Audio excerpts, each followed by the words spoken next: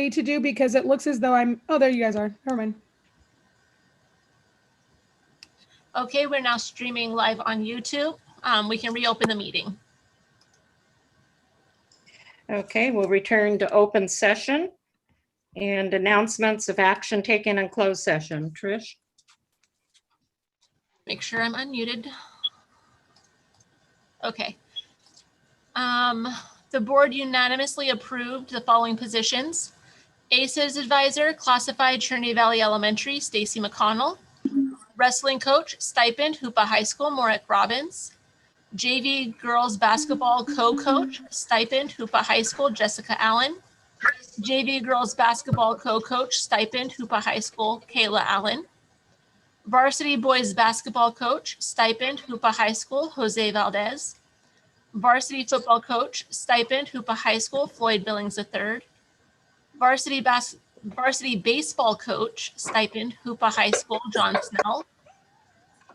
The board unanimously approved the resignations of Outreach Consultant 1, classified, Jack Norton, Witchpeck, Orleans Elementary Schools. Admin Assistant to the Superintendent, Public Information Officer, classified confidential, District Office.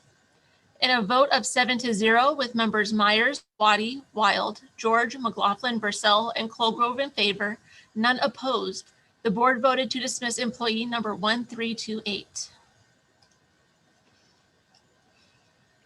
Okay, thank you. Public comment. During this portion of the meeting, members of the public may address the board on matters within the subject jurisdiction of the board. Time limits, generally 3 minutes per speaker, 20 minutes per subject, will be imposed by the board president. The board president may rule on appropriateness of a topic. If the topic would be more suitably addressed at a later time, the president may indicate the time and place when it should be presented. The board shall not prohibit public criticism of its policies, procedures, programs, services, acts, or omissions as outlined in Government Code 54954.3. In addition, the board may not prohibit public criticism of district employees. Whenever a member of the public initiates specific complaints or charges against an employee, the board president shall inform the complainant that in order to protect the employee's right to adequate notice before a hearing of such complaints and charges, and also to preserve the ability of the board to legally consider the complaints or charges in any subsequent evaluation of the employee, it is the policy of the board to hear such complaints or charges in closed session unless otherwise requested by the employee pursuant to Government Code 54957. The board president shall also encourage the complainant to file a complaint using the appropriate district complaint procedure. Public comment on agenda items. Members of the public may address the board on matters published on the agenda. And public comment and communication on non-agenda items to include Indian policies and procedures. Members of the public may address the board on matters not on the agenda if such matters are within the subject jurisdiction of the board. Did we receive any public comments? Yes, I have public comment on agenda items. I didn't receive any comments on non-agenda items. I will share my screen. I received comment on item 7D from Maggie Peters. It reads, it was brought to my attention the budget provided in the board packet for the Turnaround Arts Active School Grant has not to exceed values embedded from Turnaround Arts in categories labeled Kennedy Center and TACA. As it reads, it appears the collaborative process with Turnaround Arts staff in which budgets are approved do not follow the not to exceed categories from the funding resources on the Turnaround Arts end or TA Arts end. Hoopa staff do not have the ability to make adjustments to those categories as TA Arts staff decide how to allocate their funds. Here is a short communication from TA staff that indicated the grant submissions and approval meets their requirements. Please accept our apologies. The typo is the fault of TACA. The Hoopa Valley ESTA Active Budget allocations are in compliance with our guidelines. Thank you, and that's from Heather E. Hesla.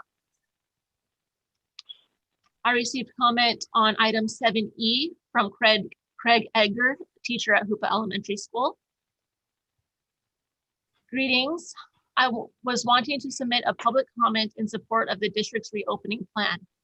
I understand many of my colleagues' apprehension, but I am honestly becoming more and more frustrated by the commitment of so many to make no effort to service our students reliably and functionally. Distance learning is a Band-Aid on a bullet wound. It was an acceptable stand-in during the initial stages of the pandemic, but it is not a sufficient replacement for traditional school. Our students are falling woefully behind. I find myself frustrated more and more by so many of my coworkers simply shooting down any suggestions for reopening without offering any alternatives. It pains me to break with the stated union line on this topic. I appreciate my union and everything it does for me, but I cannot in good conscience support the stance that any options for reopening should be off the table. I take particular issue with this because of the grade level that I teach. I have become used to having 7th graders walk into my classroom day on average an entire grade level or more behind. I spent 2 years doing my best to get them prepared for the day that I send them across the parking lot to high school. Those efforts are unfortunately not up to this task. Without the option of in-person instruction, most of my students will not progress much further. What sort of ability will these students have to succeed when they get to high school environment where they have 6 or 7 teachers, all of whom have close to or more than 100 students and are unable to give everyone the attention they receive in elementary school setting? I personally have already had my first round of the Pfizer vaccine as it was made available to me as a volunteer firefighter. The vaccines will be made available to teachers soon. If students have an option to choose between in-person teaching or distance learning, then we should be happy to oblige. Teachers are receiving full salary to teach at a point when most families are desperately awaiting a $600 check from the government. We were deemed to be essential personnel at the beginning of this pandemic. Nurses do not get the option to work from home over Zoom. While it may be uncomfortable for some, teachers have to be ready to step up and perform the same way other essential employees do. I have another comment on 7E from Stephanie Sylvia from Hoopa High School. Dear school board members, across the globe, we are in the worst of the pandemic. This would not be the time to reopen schools, putting children, school staff, and the community at great risk, especially when we are on the cusp of the vaccine being made available to school staff in the county. We all want to see our kids in school. Teachers want to be in their classrooms with their students, of course, but at what cost? Many of us are scared and stressed. No amount of funding or pressure from the state is going to take away the danger. We've come this far fairly safely. Time to hold on until the vaccine and testing are available and all protocols are in place on our campuses, ensuring a reopening that we can implement with confidence. Sincerely, Stephanie Sylvia. My final comment is on 7E from Maggie Peters. In review of the plan provided in the school board packet, it appears there are no dates associated with the phases of service delivery. During this portion of the meeting, can the district provide any more details, perhaps conditions that would support as to when each phase begins? In addition, in order for KTTA to bargain the draft plan, we would need to see details in behavior expectations, school site preparations, and a COVID-19 safety plan for students, community, and staff that may create changes to working conditions. The plan as presented is not enough for KTTA to approve. During this portion of the meeting, can the district provide any more details about when additional information will become available?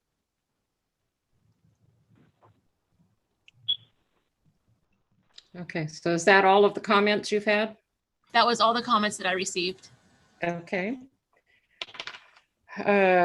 We'll move forward with district reports, employee group reports, Clement Trinity Teachers Association. Maggie?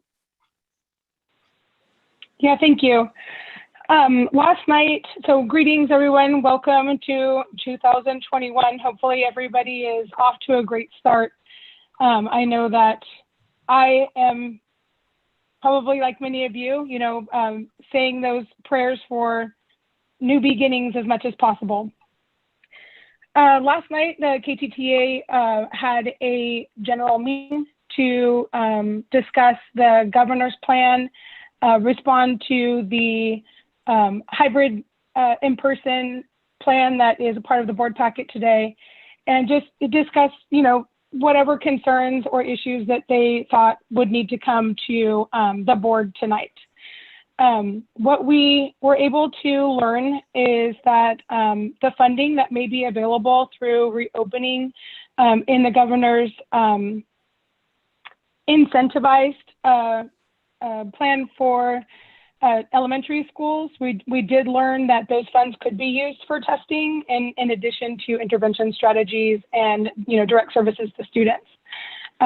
We learned that if there are 14 cases per 100,000, that our district would be forced to test every 2 weeks, and that if we had 28 cases per 100,000, we would be testing every week.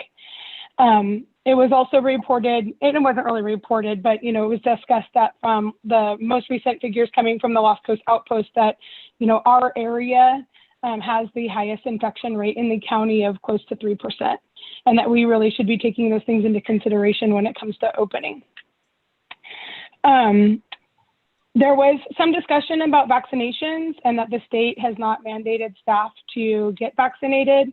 A lot of staff believe that there should be an opportunity for staff to get vaccinated prior to reopening, if that is what they choose to do. And that, and that overall, the governor's budget proposal looked very favorable for education, that there was, I guess, more revenues to the state than originally anticipated. That there is some one-time money available, and that next year they're going to provide a 4% to pay for COLA and pay down most of the deferrals. So it looks like next year, or the year is going to be a pretty good budget year, which is good for bargaining. Let me see, it seems like, we have been, I don't have written statements for this. So we have been in bargaining with the district for a in-person or hybrid MOU. We did kind of get to a place where we need a lot more information in order to really determine what kind of working conditions are going to be changed. And so on the Friday prior to Christmas break or winter break, we were able to turn that bargaining session into a working session. And we were able to work the following Tuesday for about 4 hours on supporting the district and getting some, planning in place. And we're hoping that those that effort is going to be used moving forward. The bargaining sessions that we have scheduled have been going well. The one kind of sticky point, that area that we do have some concerns about with regard to bargaining, is it appears as though our distance learning MOU agreement under 5.01 for professional development doesn't seem to be being honored. So we were able to get approval for up to 8 hours of professional development for distance learning purposes. And I have been told from many members, and it's been verified by a couple of administrators, that at the district level, there has been some denials stating that some of the professional developments don't meet a requirement for distance learning. And I just really want the board and the district to understand that the resources that are being invested in education right now for distance learning around the pandemic are around engagement strategies for virtual instruction. So it's kind of like taking your traditional engagement strategies and switching them into a virtual environment. So that could be art strategies, that can be things that we don't have access to, like manipulatives for the students, have different application in a virtual environment. So in addition to engagement strategies, there's mental health strategies, self-care strategies, equity issues, implicit bias issues, so many things that are going into education due to the pandemic and COVID that are really, we're flooded basically with professional developments to support educators in this new environment. So we hope that the direction of the board follows, what is being offered to educators right now, and that our agreement under 5.01 will be honored and people will be getting compensated for their work in attending those professional developments for that preparation. Is there any questions?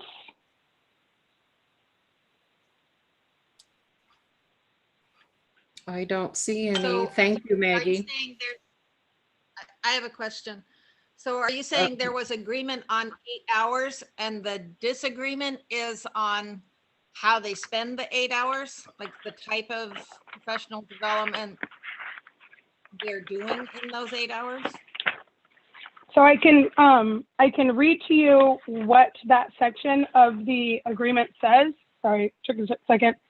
It says, upon request, each bargaining unit member may request up to 12 hours of professional development related to distance learning and teaching in a virtual environment. These hours shall be offered outside of the contractual workday and be compensated at step 1, column 1, for the purpose of unit members preparing their classroom spaces for the in-person and/or distance learning. If a unit member has demonstrated distance learning preparation through opportunities not established by the district, a unit member may request compensation for time completion. These days and hours must be approved by the site administrator. And then it goes on to say that if you think that you need additional time than the 8 hours, then you can request up to 12 hours of training, but that would have to be approved by your supervisor. So the stated purposes for the training in the MOU say, related to distance learning and teaching in a virtual environment, and for the purpose of unit members preparing their classroom spaces for in-person and/or distance learning.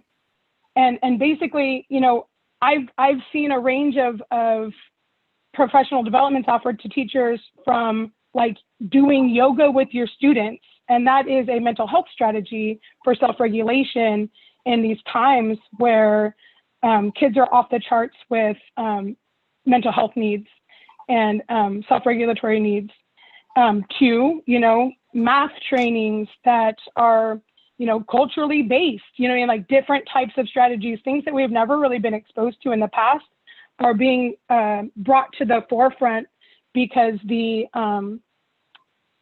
educational world, and even Tony Thurmond has his own equity series right now. And so, this work and really diving deep into access and equity is really to the forefront during this pandemic.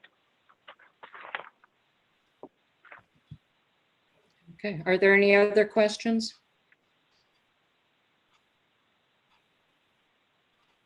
So, okay, we thank you, Maggie, and for all of your information and bringing to our attention. Lorley, I have a question. Jen?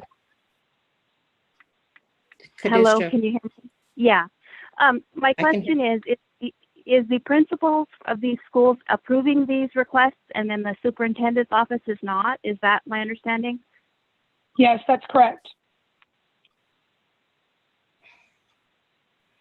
Then I think this needs to be, I will take it up with the superintendent outside of the board meeting here tonight. Thank you.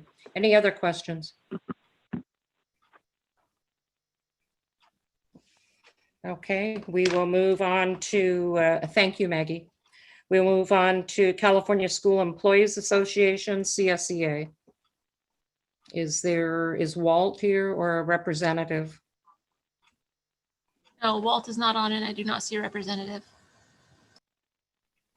Okay, we'll move on to school site reports. Wichita Elementary, there was a report in our board packet. Dr. Kimball, do you have any additions to your written report? No, it's presented there. but are there any questions? The board have any questions? Thank you. I appreciated your report. Thank you. Trinity Valley Elementary. They also had a report in the packet. Is there any additions? Where are you, Jacqueline, that you would like to make? Just one little comment. I was kind of boohooing around to some of my staff today and talking about, usually at board meetings, it's the time that I feel like I get a chance to show off my school and like share with the board the great things that are happening. And it always gives me a moment in the month to reflect on those great things. And so I was kind of boohooing around about it today a little bit with my staff, like without kids here, we don't have these like things that we typically have. And I want to read something to you that one of my employees sent to me, because I'm like, okay, he refocused me, and I think it's encouraging for everybody to hear this. So he said, if it's not too late to brag about Trinity Valley, one positive thing that is happening in this time of pandemic is we as teachers are collaborating more than ever, increasing our professional development together, learning from each other.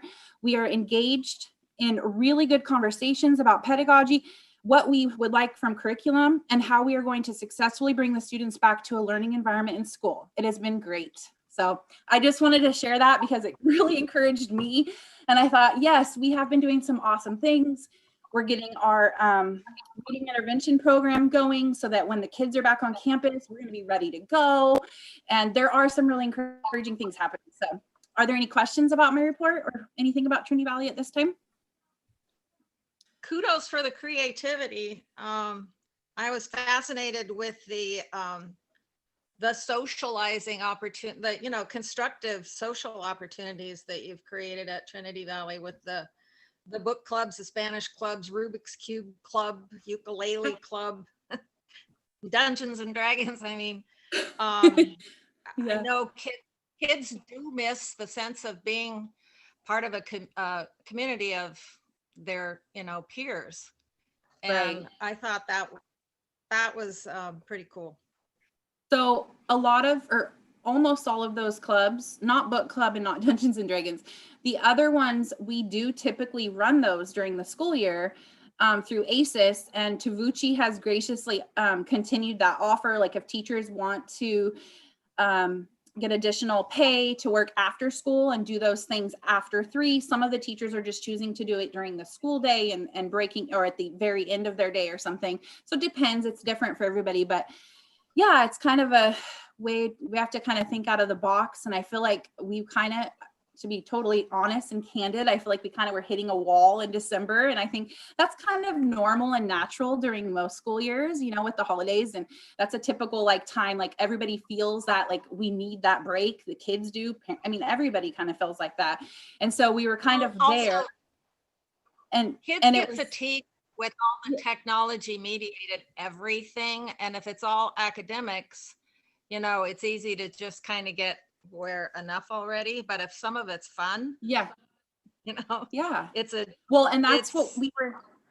Well, we also noticed that we have not had the numbers that we've had. Our numbers were much higher. They weren't anywhere near the whole class attending virtually, but a lot of classes, I would have at least half or 3/4 of the class coming on. And recently it's really dipped down.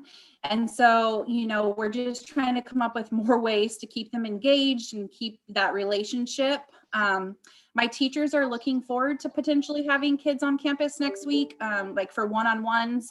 Many of them are just chomping at the bit and they want to hear tonight what happens, and then they're ready to start making phone calls. Some of them were like, I'll call parents after the board meeting if I can. Like they're just excited to do some assessment and just to see them. So anyways, yeah, thank you. Okay, thank you, Jacqueline. Good job. Hoopa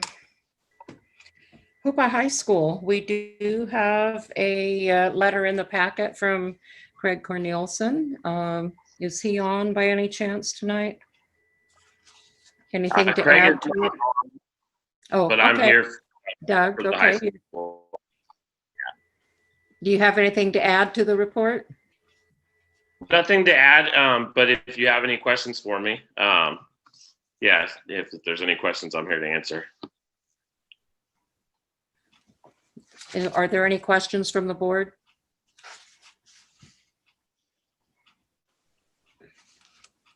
I'm not hearing any, so thank you. Yeah. Good to see everybody tonight. Thank you. Hoopa Elementary School, there is a report in the packet. Is Scotty on? Does he want to add anything?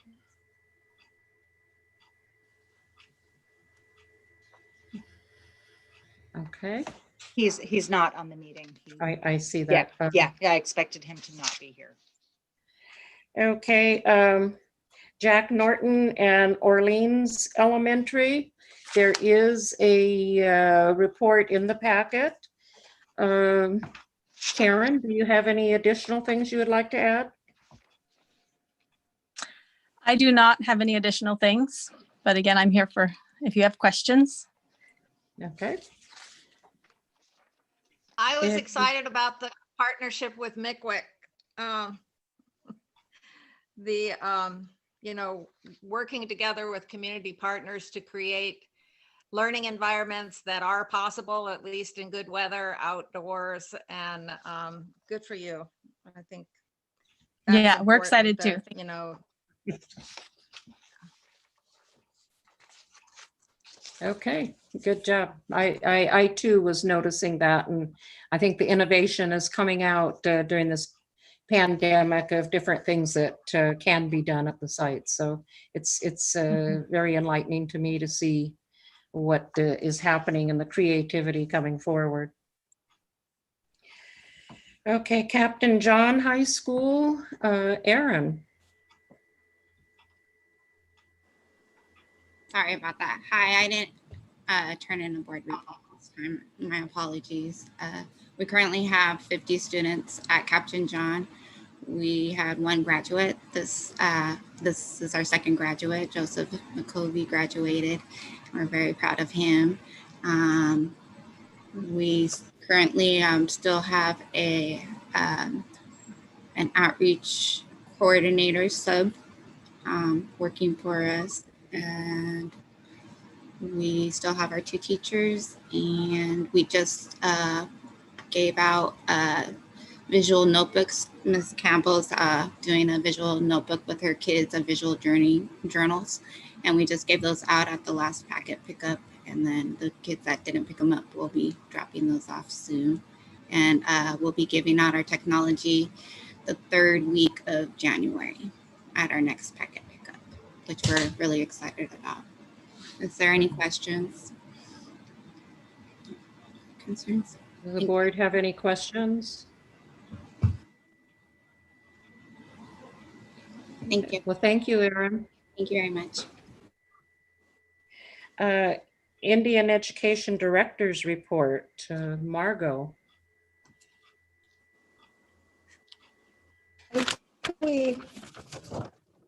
So I have been working from home because I've been exposed to COVID not once, but now a second time. Luckily, I have a lot to do at work. So I've been working on some fire and water curriculum in collaboration with the Karuk Tribe, the Mid-Klamath Watershed Council, and Save California Salmon. The fire curriculum is at the elementary school level, and the water curriculum is for the high school, and will include professional development opportunities for teachers to help them implement that curriculum.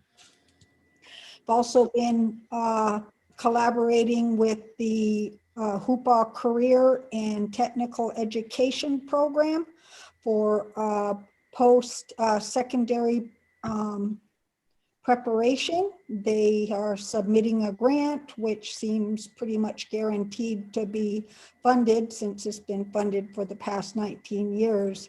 And they have come up with some really innovative ideas that mesh really, really nicely with our Wild Rivers grant, which one of our Indian Ed employees, Connie, is implementing, and she's doing a really great job on that.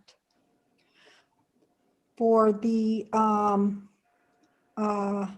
curriculum that we've already developed, the Indian land tenure curriculum, it has just been a hot commodity for schools outside of our district. We're getting a lot of orders for it.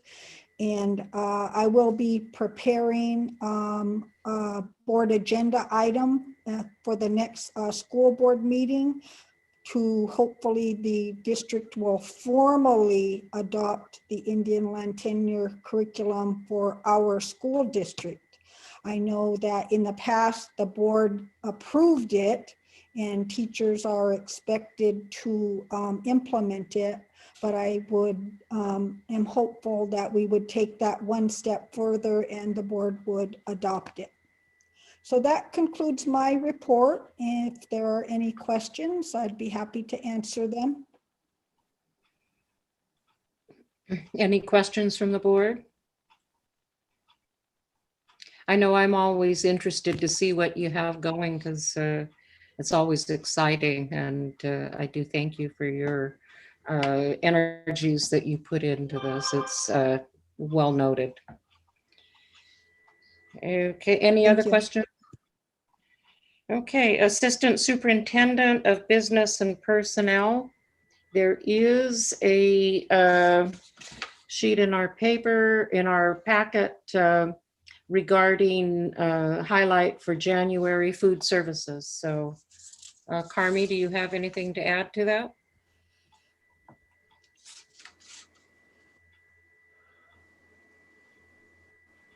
You're muted, Carm. Just all sassy. No, I do not have anything else to add. Okay. I do have my 6 reports that I do through the year, and I just thought, I need to spread a little sunshine to some of our departments because they're working really, really hard. So thank you. Thank you for that. I think that's exciting where you have the packaged meals now, the whatever you're calling it, to seal the meals. I think that's great. So it will help a lot. Any questions of Carmi? Okay, we'll move to Assistant Superintendent of Student Services. And there is a report in the packet. Craig, do you have anything additional?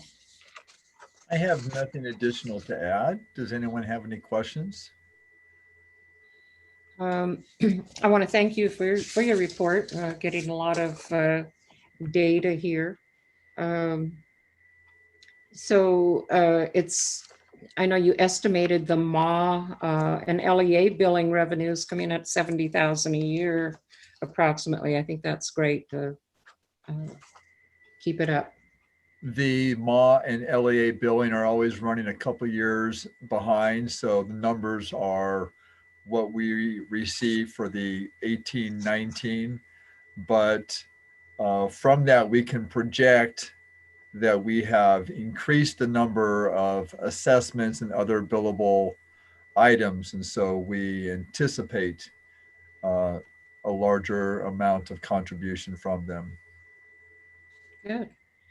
And I know it's always hard to get the various employees to fill out the paperwork to recap these funds. So appreciate it. So. Okay. Superintendent's report. I did just want to point out one thing in Craig's report about him having the inclusion plan, and that's really consistent with, I hope that you had an opportunity to read the policy review from end of 2019, where there was some, special education is a complicated aspect of there's legal issues, service issues, of course, most importantly, kid issues. So I just appreciate seeing that in there, Craig, because that's something we're trying to kind of round the board and having discussions about, or at least some information about special education services. And so that's exciting. So I have three kind of big areas to give updates, and LCAP is our standing item, just so that there are opportunities for questions and updates. This is the month that we expect that the State Board of Education will release the template for the local control and accountability plan. Tomorrow morning, I'll meet with the LCAP planning team. Carrie Waddy's supposed to remind me to recruit another board member because she has served on the LCAP team before. And because the process is, that we will gather information from the community, from students, from staff, families, and the board will set the priorities so that we can identify the goals that will be in the LCAP. Trish, is it okay? I can go ahead and share my screen. Will that work? Okay. So this is kind of just in conjunction with what happened at the board training, where Fred Van Vleck asked all of you to come up with your most important element of the school for the school district, and there were a couple different first choices. So that really gave us some focus with the LCAP planning team to say, identifying priorities is really important, and really asking people to make some choices. So included in our first survey, we will ask people to rank these 10 aspects of school.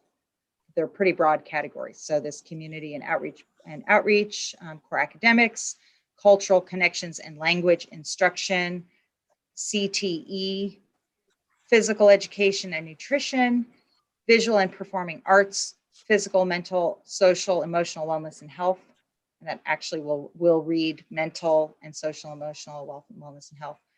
Facilities, extracurricular, and then life skills, including home economics and financial literacy. And so I bet we would all agree that those are all really important things for our school district to allocate resources towards and to see our kids successful with. But when we try to develop a plan, and I'm really excited we have board members that have experience with strategic planning, coming up with some prioritization is going to be really important so that we know which of these areas to tackle first. We also had a parent advisory committee meeting. So there's a couple of different groups that are involved with the LCAP, and we will bring information to the board each month.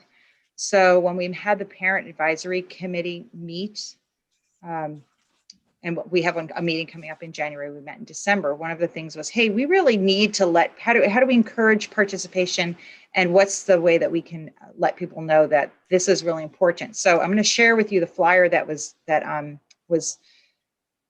going to be sent out. It's kind of a save the date. So 3 guesses who made this. It's beautiful. We're so excited to be able to have something colorful that we can post in the community and that we can send home to let people know that we are going to be having a survey, so that it's kind of the warm up. So Maggie Peters is on the parent advisory committee. When I said, I need someone who can do a flyer, she volunteered, and I knew that was a good match because we came up with something that's really great. So following this is where we'll have the survey. So this is kind of a heads up, here it's coming. Are there any questions about the mechanisms or where we're at with the LCAP? And Trish, you'll have to call on people. I can't see because my screen is being shared. Okay, I have a question. This is Carrie Waddy. Hi, Carrie. Go ahead, Carrie. Yes. First off, you have a list of some priorities, and I noticed connectivity wasn't on there. Internet connection wasn't on there. Mm-hmm. I think that's a priority. I know that we're working on that, but there's difficulty in some areas that we still need to address.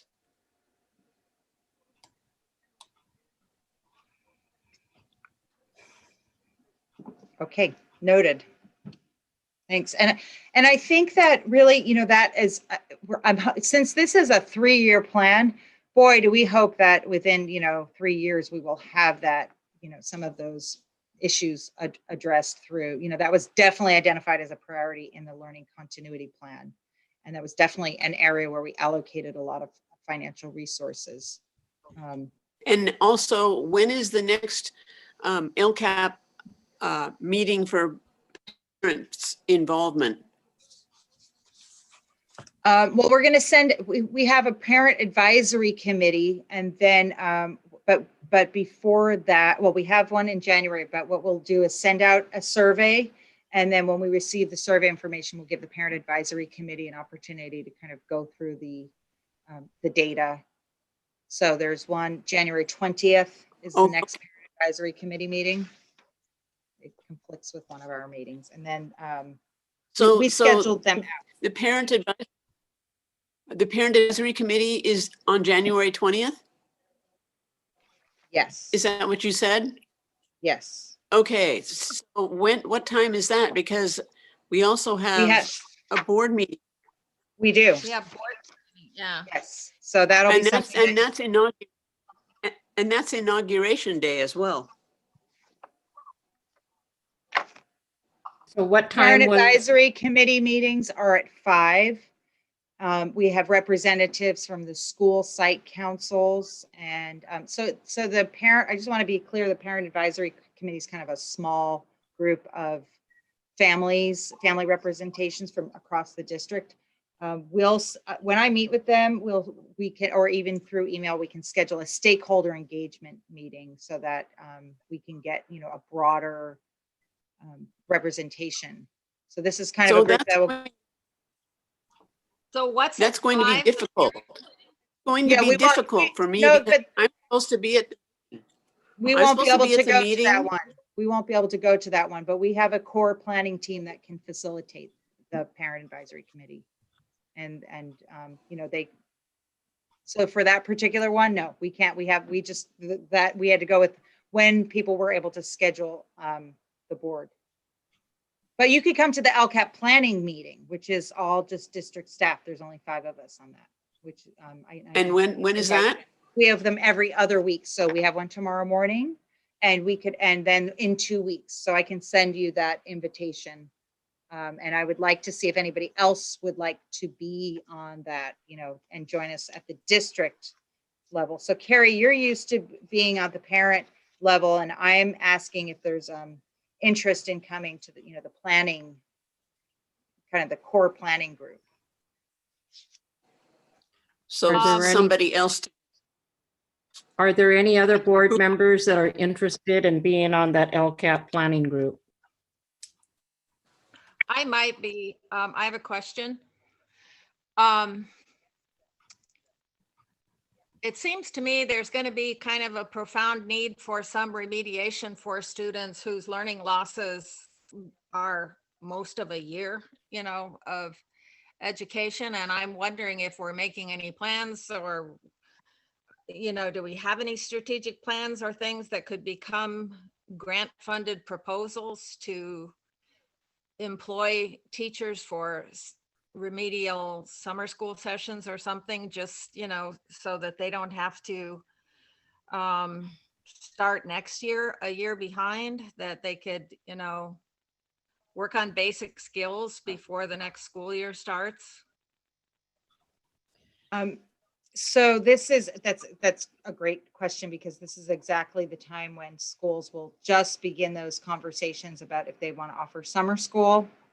If they're changing their calendar to start, there are not very many year-round schools, but there are some, and I don't, there's definitely discussions every year amongst educators about the values and the troubles with the summer and what kids learn and now lose. And now we're looking at, like 14 months of not being, having the full in-person schedule. So I'm about, we're at the beginnings of those kinds of discussions. In terms of strategic plan, that I can't answer. I don't know. I would think somebody who's been in the district longer could say, to my knowledge, no. And then some of the funding for the, the COVID related funding, I'll be there in just a second, Sue. We can look at what's there. So over the next couple of months, we can decide if the board wants to prioritize that mitigating learning loss and in terms of offering summer school. We could, if we allocate it. have money for Sue, summer school. Yeah.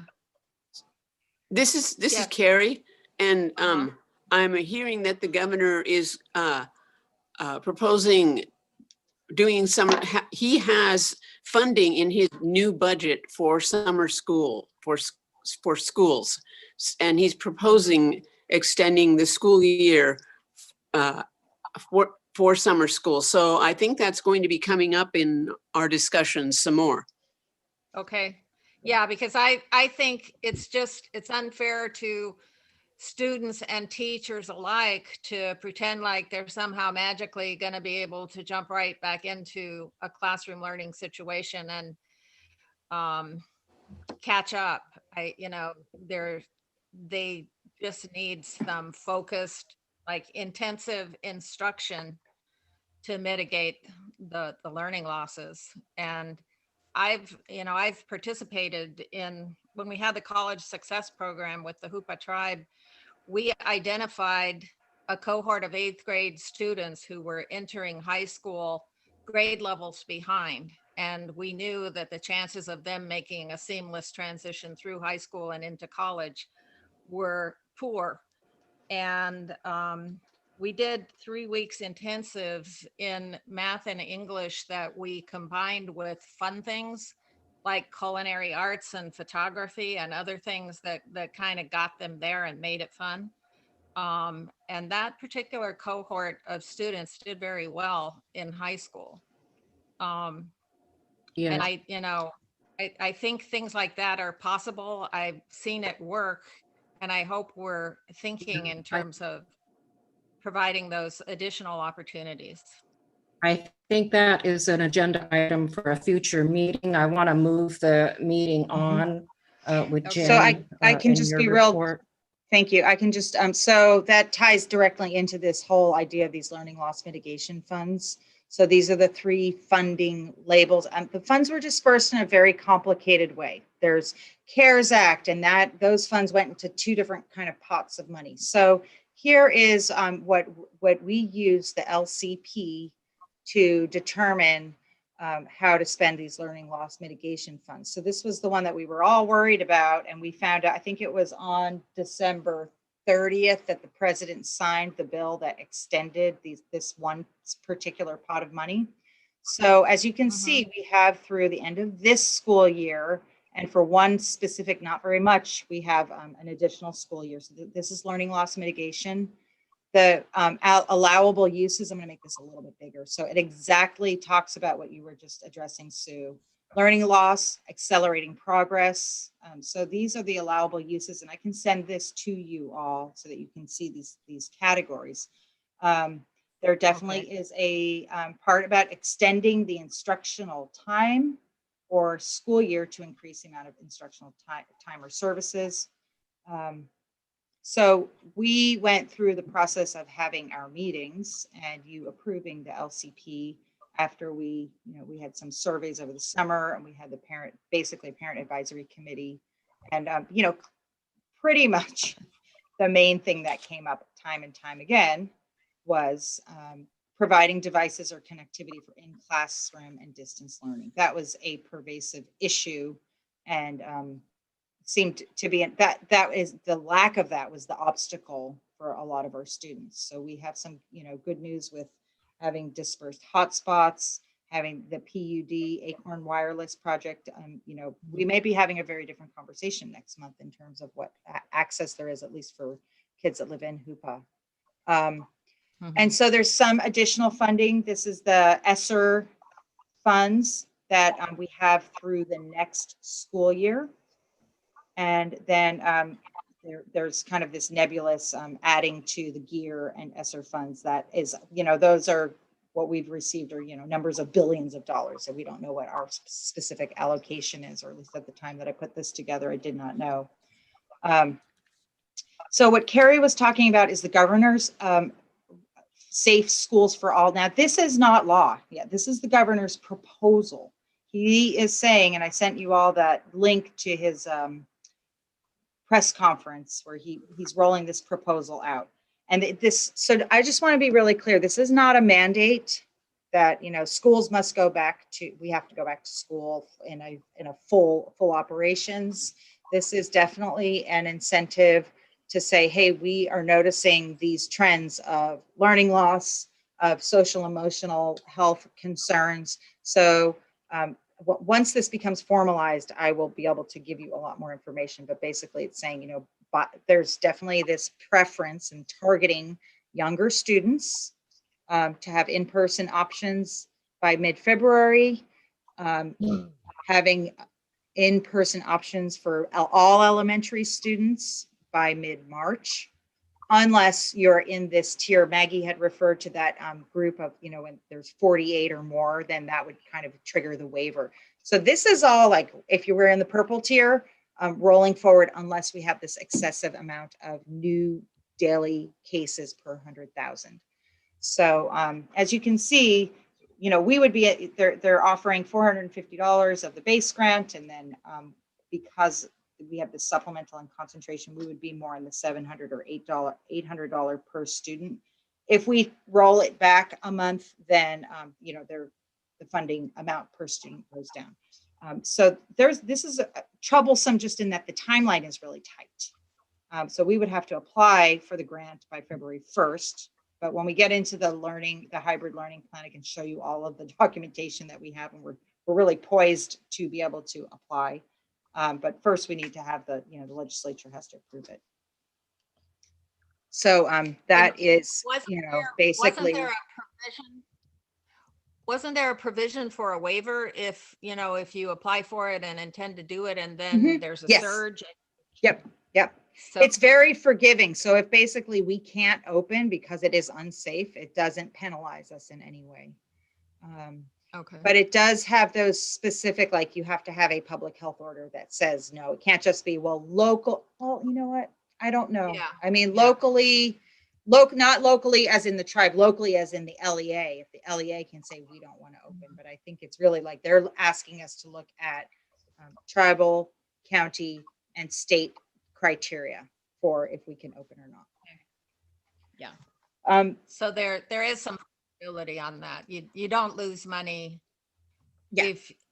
But it's pretty we're not going to go high. Get the Yeah, money. the threshold is pretty high. It was 48. I mean, his proposal is 48 new, cases, daily cases over a 7-day period on the 100,000. And we, even though we jumped into the purple today was the lowest number of cases we've had in a week. So it's, those categories, he's kind of saying that's the threshold, not being in the purple tier. Do you know what our new cases have been in the past 7 days? For the locally or in the county? I can get the 7-day average. Whatever the per 100,000. Yes, I don't have, I can look that up. And I can have it for when we get into the hybrid learning discussion. So the last thing that I had on my report was about the curriculum.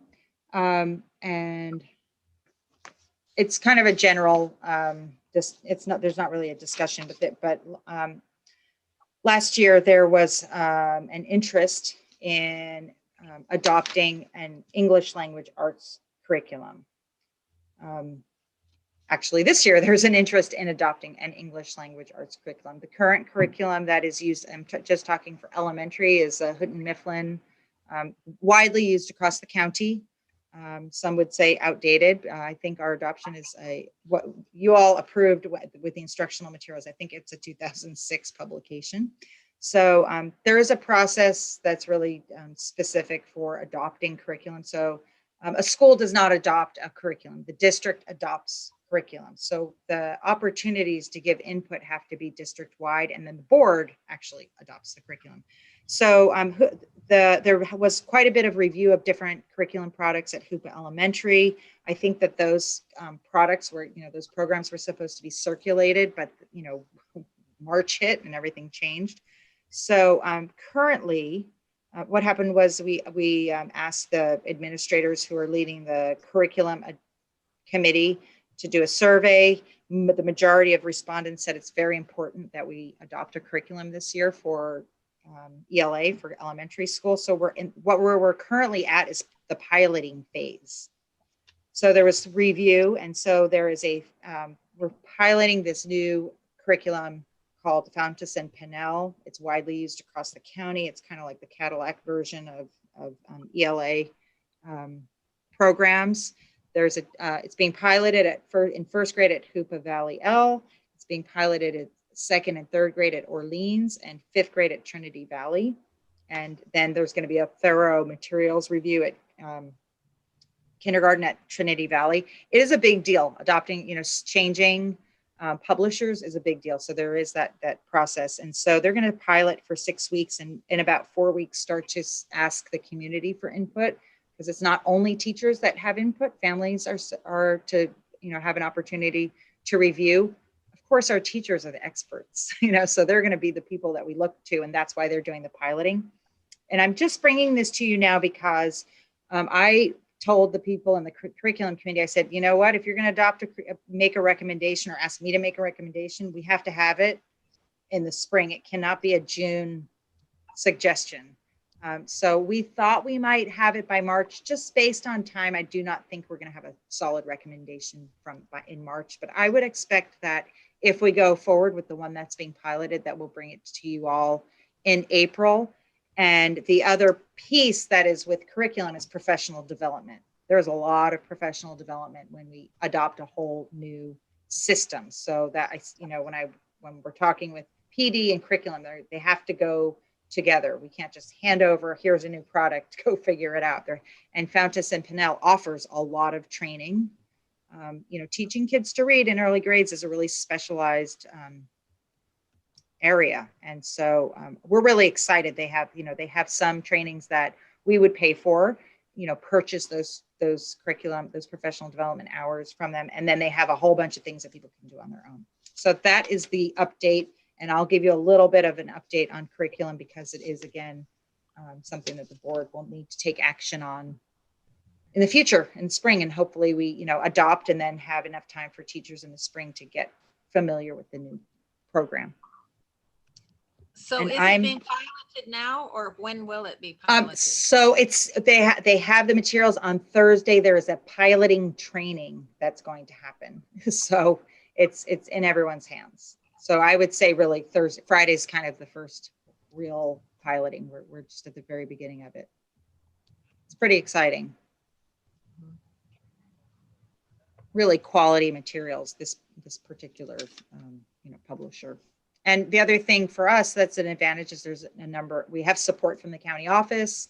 They can connect us with other districts that are using that particular program. So if a fifth grade teacher needs additional support, there are people around our area that use that program. Okay, are there any other questions from Jennifer? Thank you, Jennifer. Okay, trustee area reports. Do any trustees have any reports? This is Carrie. This is Carrie Waddy. I attended via Zoom the PTO meeting at Trinity Valley, and I enjoyed listening to all their plans for future events. It was great. I let them know on the outset of the meeting that I wanted to sit there and listen and hear what was all going on, and that I was there for any parents that wanted to ask questions of me as a board member to ask questions, and also to provide some information. So I did that at the end of the board meeting. One of the main questions that came up was connectivity, there were parents in the Salyer area and some other areas that had connectivity problems, and they said they knew that Jacqueline is meeting up with people and trying to assess where the problems are. So that's a good thing to hear. We really need, I mean, we are moving in the right direction as far as trying to get these problems solved. So that's a good thing. Can I comment on that, Carrie? Thank you, Carrie. This is Yes. Is that okay? Make it quick, Jackie. Okay, I was just gonna say, we are looking into alternative options for like Salyer and Hawkins Bar. And currently I have 70 hotspots and many of them have been put into homes since the break. And so that's where we're at with that. I just wanted to, yeah. Okay, thank you. Any other trustee reports? If not, we'll go into the consent agenda. Do I have a motion to approve the consent agenda? I have a question. I have, can we pull, do we need to pull the minutes from previous meetings out? Because I need to bring up something that I noticed that we should have done that. Be corrected. We should have done that when we adopted the agenda, but we'll go ahead and have a short correction if I get a motion first. I make a motion. So you can make a motion to approve the consent agenda with a correction to the minutes. Okay. So are you doing that? I need a motion. Okay. Yeah. you. Okay. I would like to make a motion to accept the consent agenda with a correction to the minutes. And Is there a second? I second that. Who was that? That's Debbie. Oh, Debbie, okay. Okay, so Carrie, your correction? So Carrie, before, I'm just wondering procedurally, so Carrie pointed these, a few, if these are just these 3 clerical typos that, and I brought them to Trisha's attention and she's, I don't know if when the version comes out of the corrected minutes with pages 23, 24, and 25, there were. Well, there I have is, I have there a is correction for 22 also. exactly. Page We've 22, yeah. Okay, So- that one I don't have. Well, I did actually, but it's content that Sue had pointed out. So Carrie, could you list your corrections? Okay, on page 22, item E, it should be motion for trustee Waddy to be board clerk. Yes. I caught that one. Okay, what else do you have? Your Oh. other corrections? Well, I'm trying to move the meeting along. I don't have any other corrections on the consent agenda. I have a correction. E should also read a motion for trustee Colgrove to be county committee on school district organization. Oh, Yeah. That's not trustee Waddy. It should have been Kadushka. thank you. Thank you. Are there other corrections? To minutes? Yes. Yeah, I had a couple, one of them that was a recurring issue for me, and I don't know if it matters really, is before the swearing in of the new board members in December, our names were there and we were shown as absent when there was a vote, but we just weren't really officially board members yet. And then after that, when we were board members and trustee Lois Risling and Tom Gorman were still there, they were shown as absent, but they were no longer on the board. So I just thought that was That, you know, there should be a better way to do that. On page 23 of that same set of minutes, toward the bottom, in the statement from KTTA, the last sentence, report should be rapport, RAPPORT. Yeah, and Trish made that correction and there were, and I don't know, Trish, if you adopt them, if they're already rewritten with those corrections, because Sue had pointed out those three things that aside from the names, you know, which I don't know if we can do anything with because of the way that the program is set up. So are there other corrections or not? We If not, went let's- ahead and corrected something on page 24. We clarified the position of the TOSA needs to be created through the school site council and approved by the board. That was another one. I don't know if that was the correction that, for F, the Hoopa Valley L report. And then the very, very bottom. That was already corrected. Trish corrected it. Yeah, I brought it to her and then she corrected a typo on the bottom of 25 from BUT to BIT. Okay. Okay, let's vote. Trish, you want to call? Yes, give me one moment so I can pull up my votes. Okay, Trustee Myers, Yes. Trustee Bursell, Yes. Trustee Wild, Trustee Waddy, Yes. Trustee George, Yes. Trustee McLaughlin, Yes. Trustee Colgrove, Yes. motion passes. Okay. We will move to action items.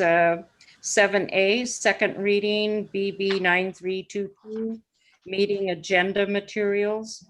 Edited board bylaw 9322, meeting agenda materials for second reading and possible adoption. Do I have a motion?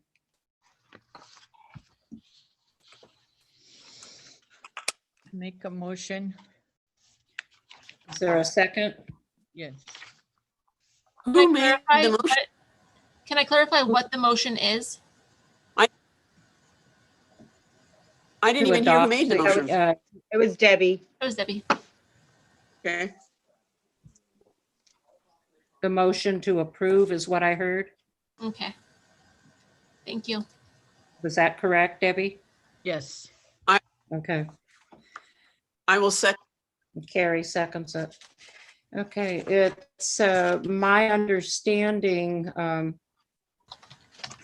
let's see, what was their corrections? No, okay.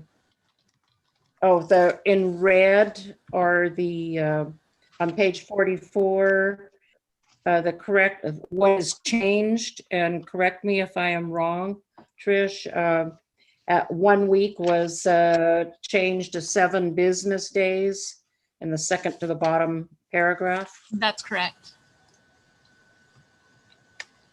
That was the only that was the only changes. That's correct. Okay, are there any questions or discussion? Let's go for the vote then. Trustee Colgrove, Trustee McLaughlin, Yes. Trustee George, Yes. Trustee Waddy, Yes. Trustee Bursell, Yes. Trustee Wild, Trustee Myers, Yes. motion passes.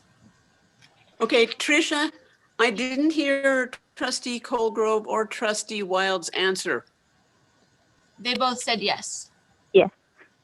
Okay. Okay, motion passes. We will move to 7B, Indian policies and procedures. Board policy 0410.1 revision. Board Policy 0410.1 is required to be ratified yearly by January 31st for the impact aid application. The Indian Policies and Procedures Task Force is proposing revisions in order to update the policy and keep in legal compliance. Again, the changes are in red and on page 50 and page 52. Do I have a motion to approve? This is Carrie Waddy, and I move that we accept the revision to the Indian Policies and Procedures Board Policy 0410.1. Second that. Okay, it's been moved and seconded. Is there discussion?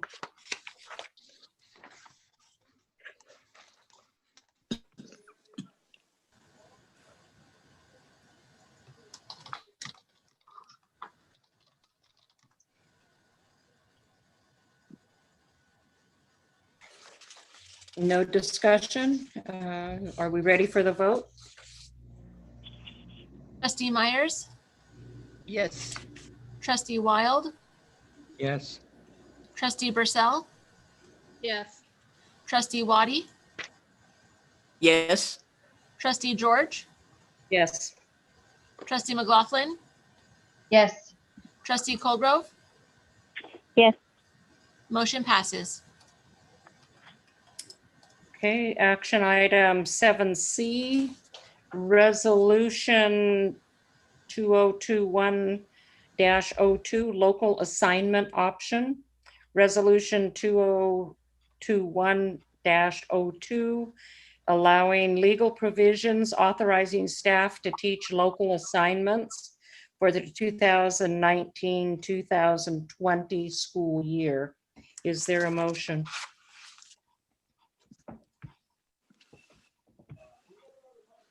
I make a motion. I move that this is Carrie Waddy. I move that we accept the resolution 2021-02 local assignment option. Debbie, you want to second that? I second that, yes. Okay. Yes. Discussion? This is trustee McLaughlin. So I guess what I didn't understand about that is we authorize that after it's done. If I could make, we have to make a I mean, it's like we're approving it for last school year. if I can make a clarification, it's for the 2021. Okay. That should have been, it should have reflected the 2021 school year. Okay, so that's for this school year. Yes, we have to clarify that, sorry. Okay. On the, So one of the whereases there, the third whereas says 2019-20. Does that need to be changed? That will be changed, yes. Yeah. Okay, It all is. excuse me, who's? Oh, I'm sorry. But yeah, all the 2019, 2020 references should be changed, right? That's correct. You want to make a friendly amendment to your motion, Carrie, to include the changes of 2019-20 to the 2020-21 school year? I would like to make a motion that the resolution 2021-02 local assignment options with changes from 2019 to 2020 to 2020 to 21 being made. Debbie, do you? Yes, I do. I approve that. Yes. I second. Okay. Yeah, there's also passed and adopted this 15th, the day of December 2020. That date needs to be changed. Yeah.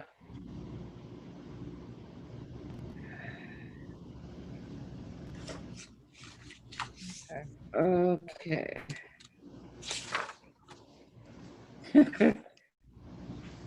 Passed and adopted, I guess we'll have, does that need to be a friendly amendment too?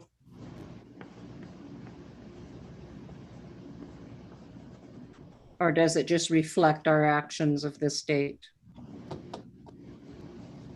So if I could clarify the motion, approve resolution 2021-02, allowing legal provisions authorizing staff to teach local assignments for, it says the 2019-20 school year, with revisions to correct the dates within the resolution.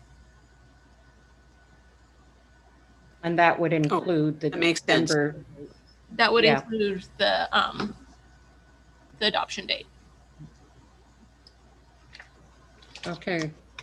Is that Well, okay with Wouldn't Carrie the past and date be today's Yes, date? it's good. It's good Yeah. with me. Yes. okay, any other discussion?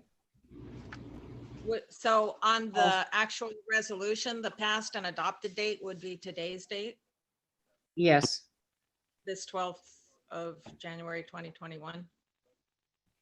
yes.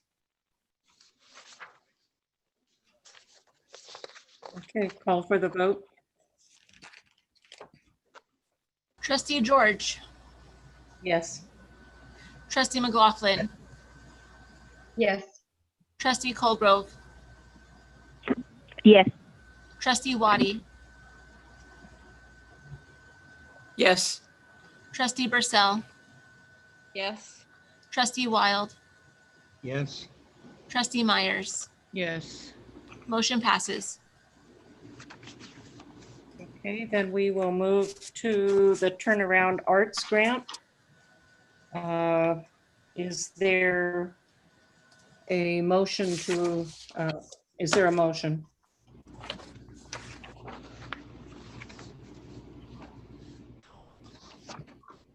Page is that one? Oh, right there. Is there a motion for the Turnaround Arts Grant? Yes, I make a motion to accept this turnaround arts program. Is there a second? Who is this? Debbie That was Myers. Debbie. This is Okay. Trustee McLaughlin. I second that. Okay, discussion. Jennifer, did you have some discussion, some clarifications? You're muted. I see. Thanks. I do. So, anytime that any individual or group or school is receiving funding from an outside source, it comes to the board, whether it's a donation or a grant, because all money goes through the LEA. So you can see there's really an extensive application and documentation of the program. It is not something that is new. It's something that's really established at Hoopa L. And basically the Turnaround Arts people are waiting to give them their grant money of $5,000. So my questions to Scotty were about the matching funds. And so the Turnaround Arts they have a donation of $5,000 for, as a result of this grant application, and they require matching funds of $2,500. So that's the kind of thing why it needs to go to the board, because we're committing something. So I wasn't sure of where those funds were coming from. So, Maggie's been involved with the Turnaround Arts since she was a teacher at Hoopa Elementary. So I just wanted to identify where the donations were coming from. They're not coming out of our general fund. There was the art teacher, Stephanie Sylvia, generated for $4,782 in donation. Are you on page? I'm on page 68, looking at the budget spreadsheet, because the text of the application was excellent. You know, that I didn't, I just was asking about following the money because it didn't all kind of line up for me. That materials and supplies, that is, there has been $4,782 generated that or is encumbered to be donated. And then the school-wide art strategy subscriptions, $2,465. That also was this a partnership organization. Flocabulary, a partnership organization associated with Turnaround Arts, is extending the donation of the school subscription to their online program, which is valued at $2,000. So it's not an actual like, this is the money, this is the in-kind. So what Carmi and I need to still do is, you know, I got this today I said I need this by noon so I can present it to the board. So here's what I'm proposing is that the board approve the grant and give or approve it with my permission for me to go through, because I still have to go. We have to go through the business office and just kind of track things down. I think it's all fine. But does that make sense, Carmi, to you? Like once you and I get to just sit down and go and make sure that the donations have all been tracked and accounted for. So it'd kind of be like a provisional approval. And essentially we just have to do the background work. And I feel like I don't necessarily want to kick this to the next board meeting. So No. so I guess that's amending the proposal, saying, can you give us permission to just kind of finish up the business part of it? Yeah, we did have a public comment on the grant, and that something was mistaken from the source. That what exactly? Trish, could you? That was the not to exceed $5,000. Yeah, I think on our end, Carmi, is this, I don't know if you've gotten anything specific like that tracks the donation part. That's where we didn't connect. So we just have some background work to do in the business office. Does that kind of capture what we have to do to finish it up? Right. Now, I had questions. The budgeted costs, $19,625. Not to exceed 5,000. I was confused on that budget, but I am comfortable with passing the grant. It has been a very good grant for our students, and our students really do need more of our performing and other arts. Vocabulary is escaping me. But as long as the business office and the superintendent can track the budgets here to make sure that it is accounted for and encumbered, then I personally don't have a problem. Yeah, I think it's so thank you. I think that the quality of the work is, warranted, documented. Oh, it's a lot of time for sure. So we will need a budget, amendment to the motion. Yeah. Oh. And if it could be something about approving the grant upon, approval from the business, from the soup and the assistant soup, that would just be. I have a nitpicky thing to say just before we approve it. We need to fix something on page 63. There was a repeat of a sentence, one after the other, on page 63 at the top of the page. Well, it's not exactly the top, but it's like a third of the way down. It says, by the end of January 2021, the SCSC will engage families for participation as SCSC members for arts programs, events, and school improvement initiatives through the arts. And then the sentence under that says the exact same thing. So one of those sentences needs to be taken out. Good catch. Okay, so do I have the amendment to the motion and the second? Yes, I amend that motion to accept that.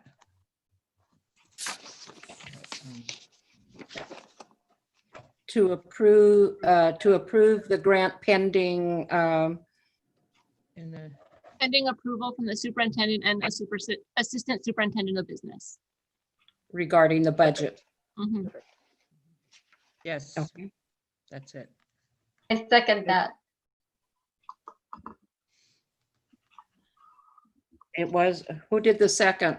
You agree? Me, Martha. Do you agree Yes. with it? Okay. yes, I Okay. second that. Okay, roll call vote. Trish, Trustee McLaughlin, Aye, yes, whatever we're saying today. trustee Colgrove, Yes. trustee Waddy, Yes. trustee Myers, Yes, trustee Wild, yes. trustee Brissell, Yes. trustee George, yes. motion passes. Okay, so now we go to the hybrid learning plan.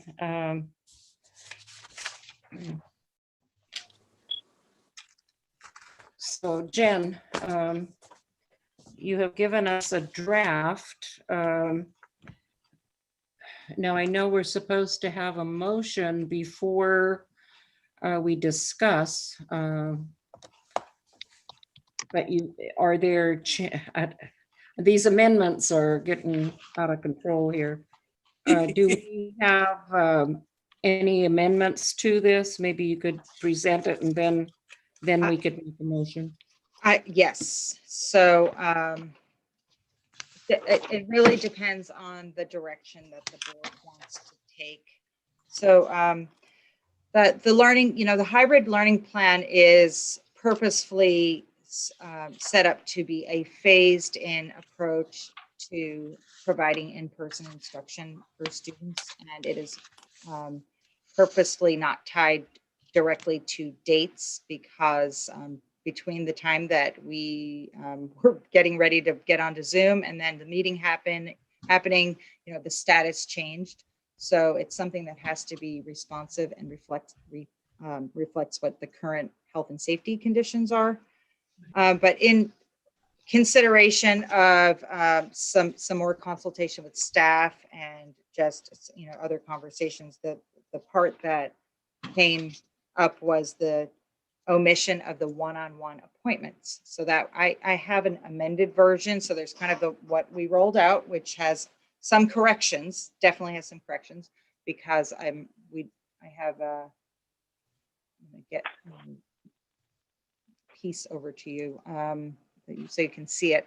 There are some dates that are incorrect at the bottom. So let me just start with those corrections. Phase 3 on what will be page 86 of your board packet.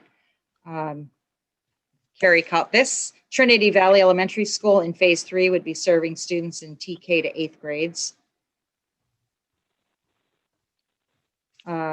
And page 86, Hoopa Valley High School would be serving students 9th through 12th. I copied and pasted the table and the updates didn't make it into that version. So that's just, those are just corrections. And so the other part is the piece about the amendment. And if we are interested in adding in this one-on-one. So I don't know if it's Laura Lee, can I go ahead and share? Yeah, go ahead and share, and then once you're done sharing, then we'll have a motion. Okay, so this is basically something that was, I'll make this bigger so I can see Debbie squinting. Thank you. There we go.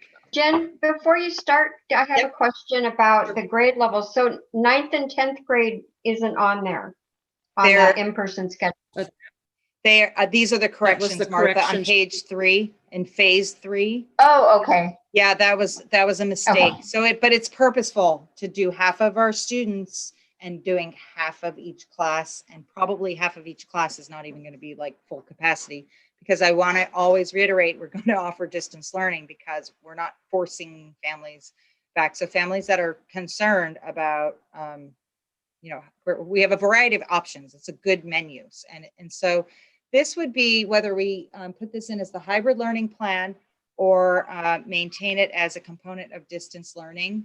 Having these one-on-one appointments should be something that we look at before having any sort of multiple student appointments. It really gives, so I put the rationale, giving students an opportunity to familiarize themselves with the schoolroom, the classroom environment, allowing teachers to give direct individual instruction about health and safety procedures, give students an opportunity to practice working safely in a classroom environment with minimal risk to others because of the density and the space that they would have. Allow students to have in-person physically distanced instruction with their teachers, allow students to safely practice ingress and egress routines with minimal risk, allow school personnel to make adjustments to safety procedures in a low-risk environment, and afford staff, students, and families an opportunity to practice being in the school environment prior to moving into the subsequent phases. And so these would be things that we could consider in terms of expectation. This would not involve any busing of students. It could involve school personnel on an individual basis, facilitating transportation, but this is not coming up with a big transportation schedule because this would be the first phase. So it's really working at a site level to come up with a schedule so that students can come in for these in-person meetings or conferences, can kind of boot up their devices, they can turn in their work, they can get individual help, and we're looking at them, being really brief appointments. We absolutely have to prioritize our students. We have a legal obligation as well to prioritizing students with disabilities, youth in foster care, homeless children, and students without home internet. So I would say that those would be students that should be seen weekly, and that other students that do not fit into those high needs categories, we would say that they have the opportunity to come to campus at least every other week. And we're looking at keeping appointments brief because teachers are expected to continue distance learning. So I just don't want to make this, this is always in the context and in tandem with continuing the distance learning. So just for your consideration that it's in addition to what's happening currently, but if we, in terms of moving into the phased, then I have what is phase one is those small pods or small groups. So this would be, so the two changes are the correction, which is this in green, this is what you should have received. And then for your discussion about this addition. Okay.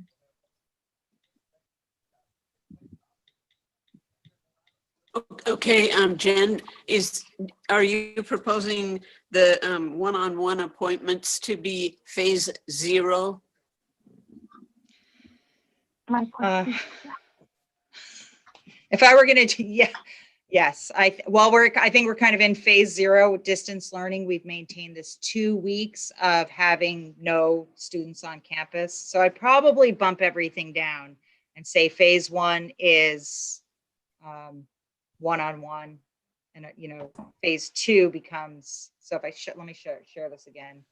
I would probably just renumber the phases just to have it consistent. Yeah, you could call it phase 0, but it sounds like nothing's happening when you say phase 0. So I would probably renumber it and say, phase 1 begins with one-on-one, phase 2 begins with small learning pods.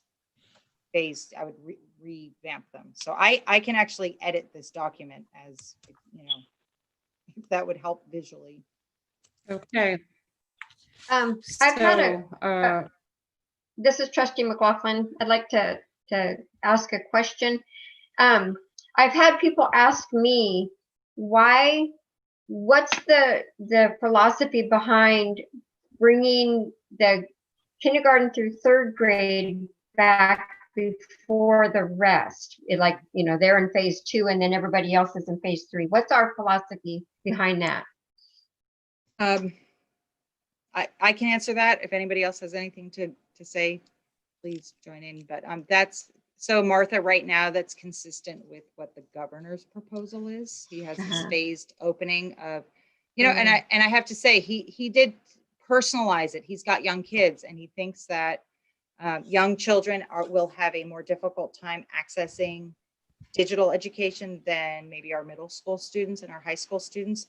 So one of the things I wanted to just point out was, so basically that whole Safe Schools for All opening requires, in order to qualify for this funding, it's not a requirement to have the in-person learning, but if we want to apply for the funding, they have TK to second grade. So what we also had discussions about were this group of folks, these 11th, especially our 12th graders we feel like are extremely vulnerable because we have them for just a short period of time before we're going to try and have them graduate. So we felt like it doesn't impact the elementary schools in any way to start and have our 11th and 12th graders on. So I think it's just, one idea is you have to start somewhere. And starting smaller is safer and more manageable and affords corrections. And school is new to these little guys as well. So I honestly think you could make an argument for other students as well, but that's kind of consistent with what the governor is recommending. I think some of it has to do with the risk of each age group. The younger the kids, the less likely they are to contract COVID if they're exposed. My understanding is the rate of infection goes up with age. So they might be starting with younger kids because the risk to them would be lower. Okay. So it's kind of if the risk is lower for them and the benefits are higher for them because they're new learners, that would seem like a good place to start. Right. Some of the TK or pre-K have not even been on campus yet. So right, that group. Okay, my video is kicking me off, so I've turned my video off. I've been losing and coming back onto Zoom, but we need a motion and then further discussion. So is anyone prepared to make a motion?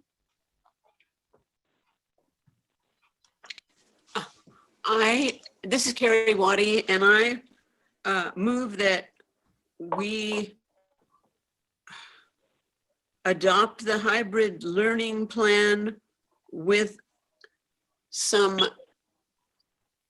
changes to the phase numbering, and on phase 3 that Trinity Valley include 4 through 8 and the Humpa Valley High School include 9 through 12. I second that. Okay. Is it?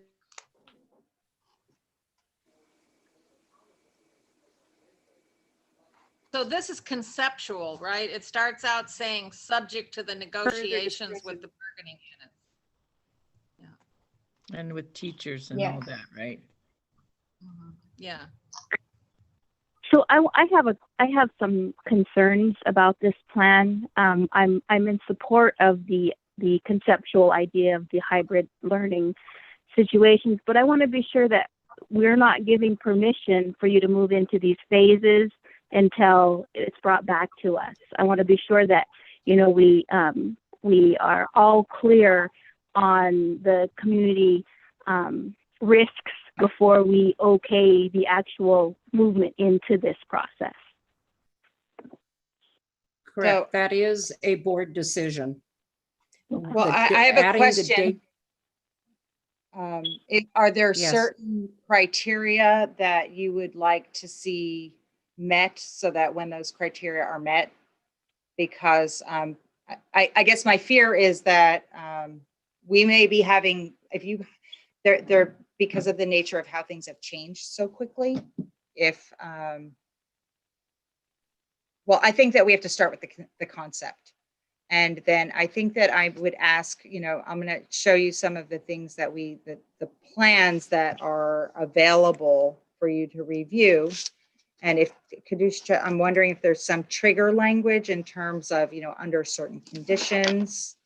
No, I want it brought back to the board before you move into this process. I don't want you Before we- moving into the process without bringing it back to us. That's my concern.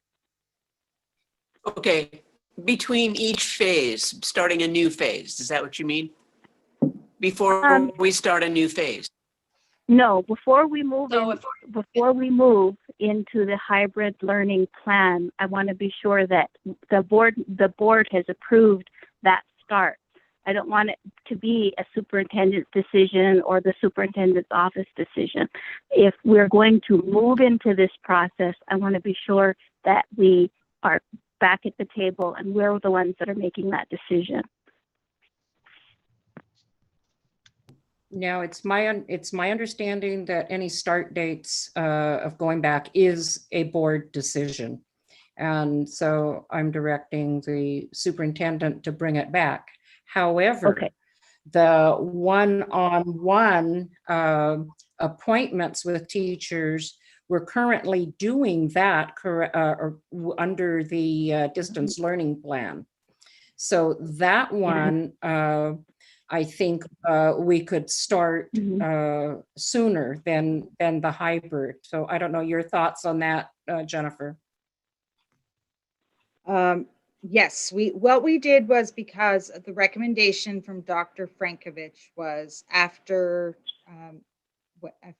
2 weeks after a major break like the winter break, or what we saw after, we had Halloween, and that's kind of when this all really started. We didn't even consider doing one-on-one appointments, even though we were, in the red, and we had a lot of questions about how that category came to be. So we started on one-on-one appointments in the fall. We rolled back on that as things started picking up between Thanksgiving, and we didn't see a reason to continue that when we were clearly in the going into trouble and more restrictive measures. So the Health and Safety Advisory Team is making a recommendation that we start with one-on-one appointments because of the difference between doing 0 in person and maybe just one-on-one is significant to a student's social emotional health and learning.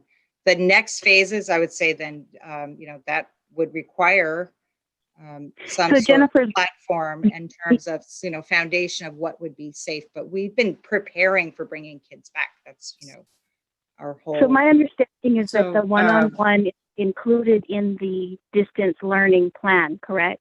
So you are in compliance with the distance learning plan, having the one-on-one campus interaction with students, correct? Yes, we can have, it allows for teachers to, at least to, it depends on how you're interpreting it. It allows them to provide those one-on-one appointments. If the board would like to require them, then that would kind of, that would shift it a little bit. If you're saying all kids should have the right to have in-person instruction. So that's that first phase where it's a little bit gray. And, so again, that it is covered. Yeah.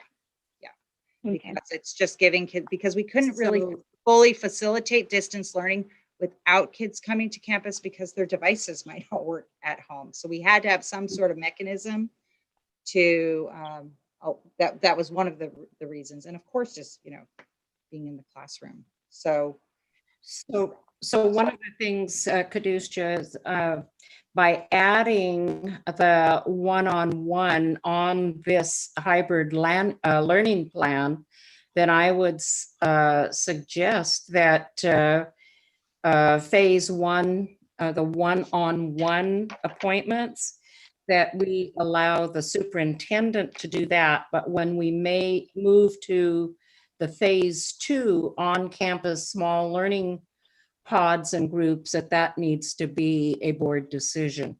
Now, I have had, I've had people tell me that the one-on-one appointments, especially at the high school, has been working, and it's been working for some of the high-risk students. And it's one of the only ways that the teachers really can get there. So I don't have an issue So with them doing the one-on-one appointments because it's a part of the plan that they're already doing. My concern is when we move into this hybrid learning plan and now we've changed it and included the one-on-one onto this plan, I think it makes it a little bit more complicated. And so I want to be really clear that those decisions are not being made without the board approving that movement.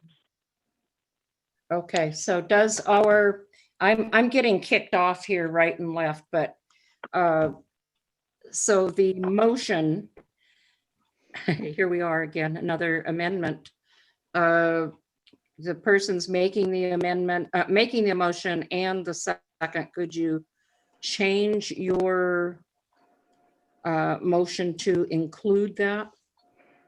Can I just ask a so this is what Carrie was currently saying, okay, we're going to start with, I just want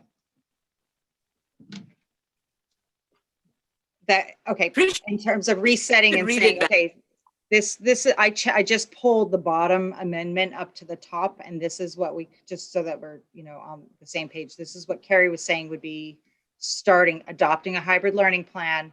Here we're starting with phase 1. Right now we're at phase 0 as in terms of like, we're only doing distance learning right now. So that's where our current status is.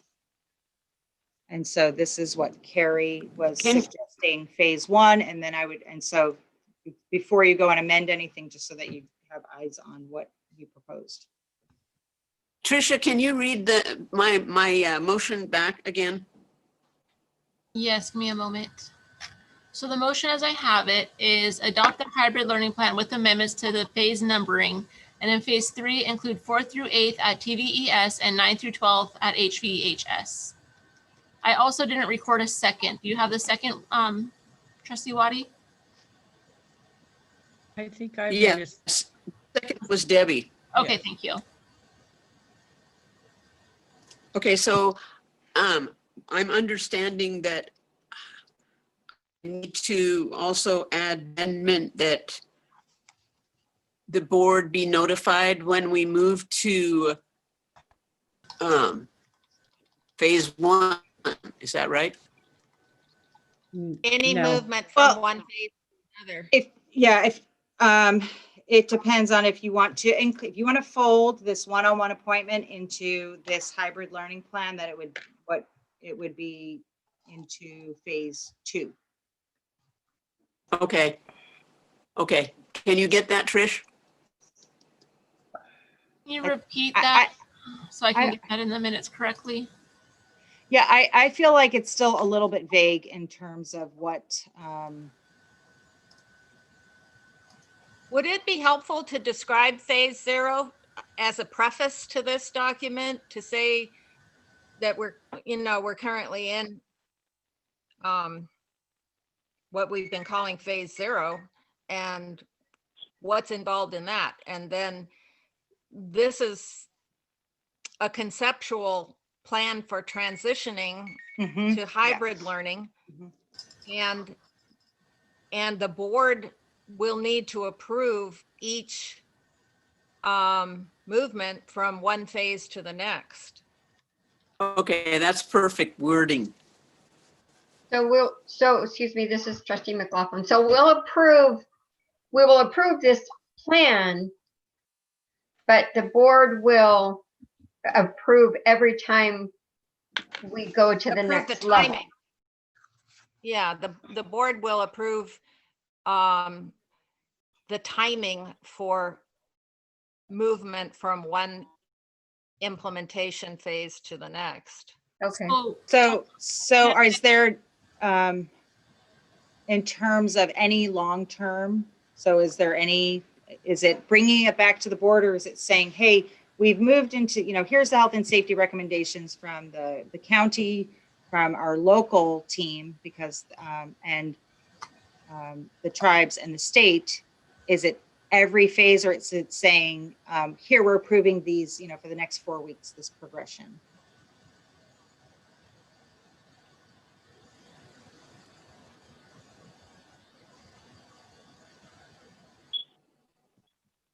My belief is that a board member was asking to know when and based on what information we were moving from one phase to another in Right. order to approve it. Like what conditions have Right. changed that would motivate us to move from phase 0 to phase 1 or phase 1 to phase 2?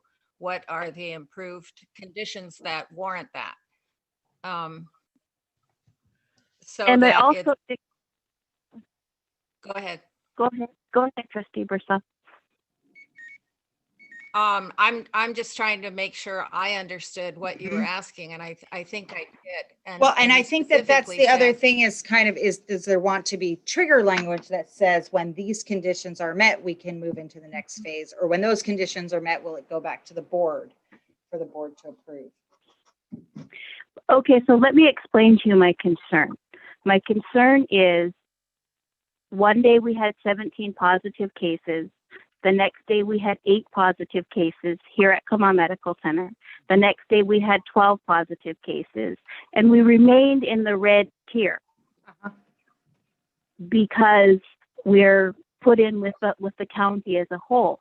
But our percentage levels compared to the county, I think we're like the second highest. Redway may be 0.1% higher than we are.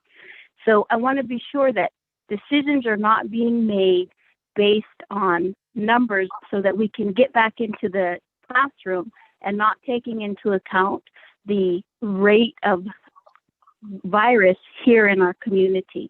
That's my number one concern. My number two is I don't want those decisions being made by somebody other than this governing body. I want to be sure that we are making the decision to move into this hybrid learning plan. Now, from phase 2 to phase 3 to phase 4, you know, I'm okay. I'm depending on how the rest of the board feels about that movement and whoever is making that decision. I can be more understanding of that. But I want to be sure that the board is making the decision when we move into this hybrid learning plan. Kadisha, I agree with you. And I agree with both of the things you said. I think most all of us do. Okay. But I think that we should, as a board, approve when we move from one phase to another, because we will know, that way we will know all of those variables. Okay, I'm behind you on that, 100%. Okay. So are you going to take, does this include taking action on approving one-on-one appointments in this new hybrid phase, or does it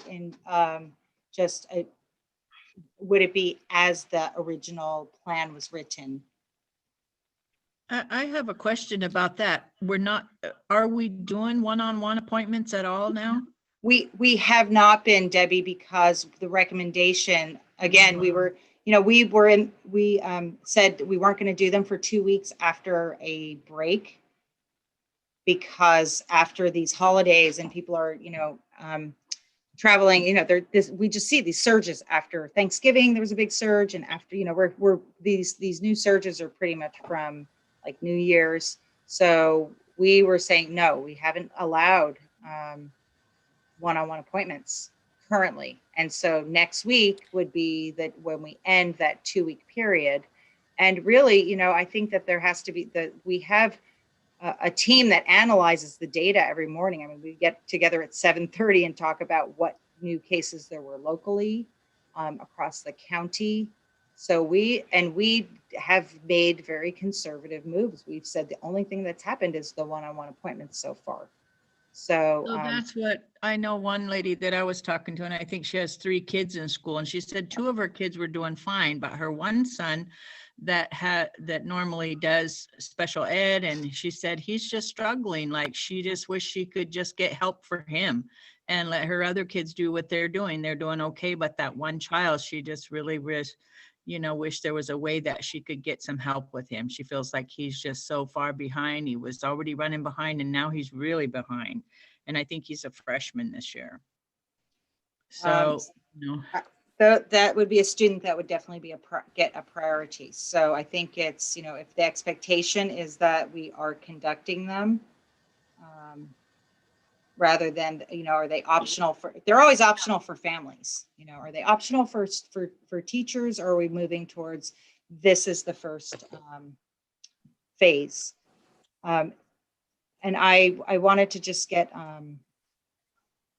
so that's where I'm unclear procedurally. And I Right. also, we have the district nurse on. I asked her to come just in case you had questions in terms of safety. If you had any questions to ask her about health, safety, because there's been a tremendous amount of work that has been done in getting things prepared. Right. Angie, Okay, so Jen, you want clarification on whether the board is going to say, go ahead with the one-on-one appointments? the one-on-one, where I think that will impact what the. And when would that start? We would start, we could soon. We were waiting for the 2-week period to go, to get through the 2-week period. I don't know that everybody's going to be completely ready because they would have to do scheduling. So I asked Angie, Willie, Missy, and myself, we're saying, we're ready after this 2-week period to have those one-on-one appointments. Okay, would it start next Monday? It could start next Tuesday. I know that some principals said that they need a little more time to get the scheduling done, and for teachers to get those schedules, have those schedules in place. I'm sorry, I'm jumping around here with I had all of these tabs that are safety documents. So yes, it could start on, if you're ready to, it could start next Tuesday, which would be, we have Martin Luther King Day off. So Jen, can you clarify for me, are the one-on-one appointments not a part of the distance learning plan, the agreement that you have now? They are not really a part of it. What it basically says is we won't prohibit teachers from meeting students that have high needs. So it basically, there's distance learning, and then it doesn't, basically having distance learning as the model does not, we were afraid that it was going to prohibit teachers that are saying, hey, I want to get my kids in, but it doesn't require that a student is served in a one-on-one appointment. Or And that's that's how it's not being working. interpreted. Okay. There's kids that won't be served. That's, it's working for the kids that are getting. My internet is really unstable, and I'm having a hard time getting in on the phone thing. So I apologize for dropping in and out. I've missed a lot of the discussion here, but what I was thinking, now tell me if we're in a different direction now, was that with this hybrid plan, we would make the corrections at the bottom. Phase 1 would become one-on-one appointments, and then the phase 1 on-campus small learning would be phase 2, and that it is the superintendent's call on when to start the one-on-one appointments, but it come back to the board when we start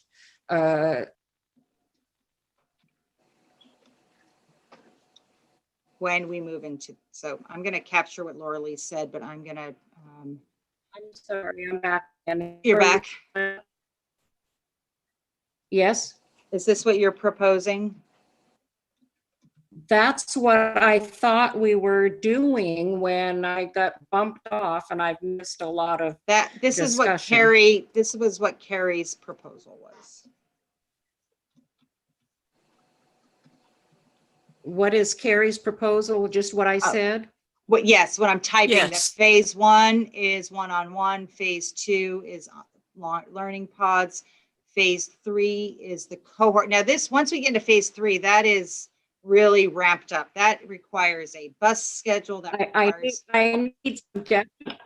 I need some definite yes. Is that where we're at? Because I'm getting bumped off and I'm missing. So is that Yes, what the yes, it motion is. at the?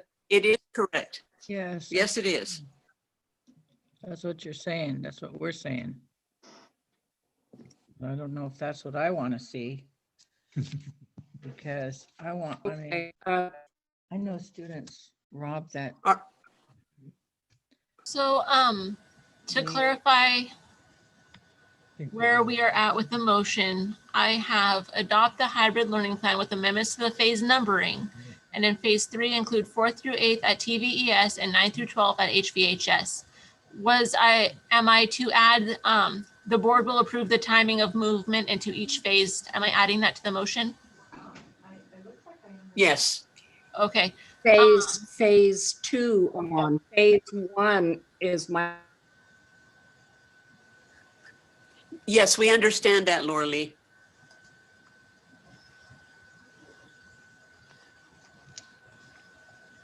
Debbie, are you good with that? Okay, I'm back for the Yes. moment. Yes, I'm good with that. I want to see the one-on-one, especially for students. And if the teacher knows and their grades are, and their paperwork is not being good, because I know students that don't have internet and they're struggling hard with the paperwork. And I just want to see that we could try to get them help sooner than later. And they would be identified as prioritized. And we would then, we want to be, and then we also have for students that are maybe not in those groups you're identifying, Debbie, at least getting to be there every other week. Does anybody have questions for Angie Brown about health or safety? Anything? Enter your meeting ID followed by pound. I think that will be taken care of when we need to have all those kinds of connections happen in between each phase. Right. I agree.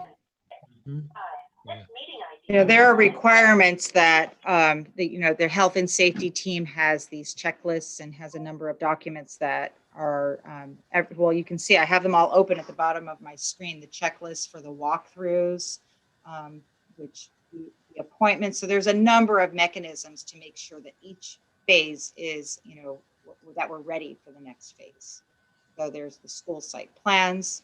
There's all of the adjunct things. There's so many things that happen outside of the classroom that are going to make this really be successful for the school as a whole.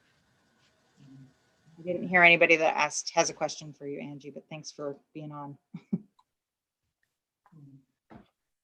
So we are approving this as a framework for our learning plan.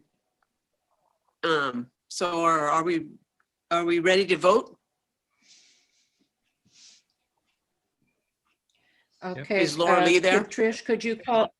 I'm here for the moment, but it's very unstable. Can you read the motion? Okay. Please, read the motion. Yes, please. So the motion I have is adopt the hybrid learning plan with amendments to the phase numbering. And in phase 3, include 4th through 8th at TVES and 9 through 12 at HVHS. The board will approve the timing of movement into each phase. That's good.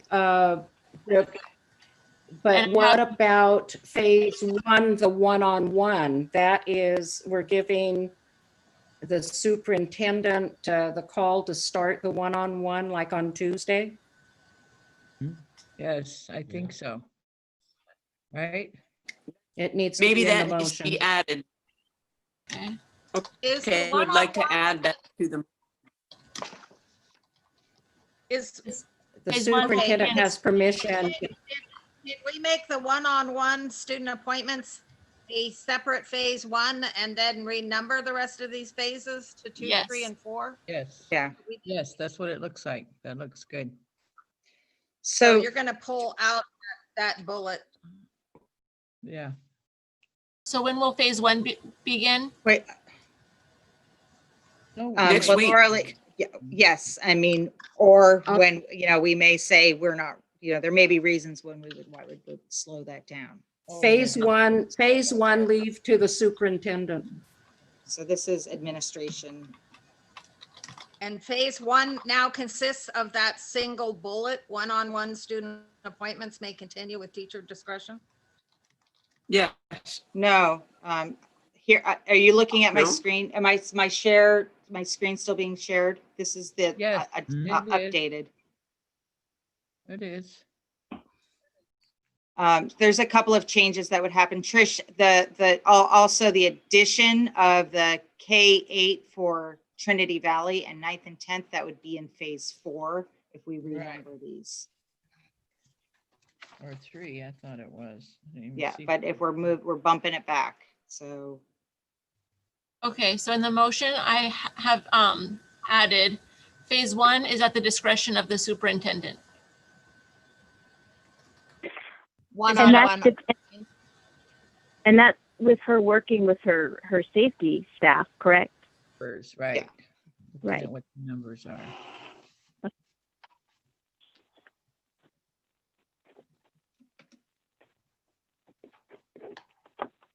Because what the other issue too is that these students, how are they going to get to these places to meet with the teachers if we don't have bus service? You know, some people don't even have vehicles and they depend on the bus service. So I don't know how that's going to Well, work. what I'm understanding is some of the some teachers have been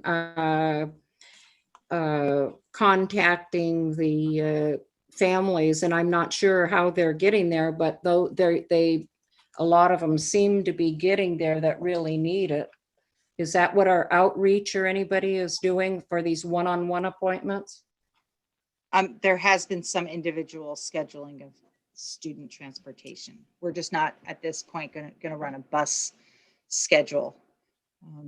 But there is some of that, yeah, as needed. And I understand, Debbie, what you're saying. And one of the things that I think that what this assures us is if we move towards having kids experiencing school when we're putting them on a bus, that, you know, it's not going to be this big shock. You know, we're going to slowly be able to reintroduce them to school because it's been so long and the stakes are high. We really need to do we need a slow start, but we do at some point need to start because that's our best opportunity to make adjustments. So that when we do want them on the bus, and we can train them how to be on the bus.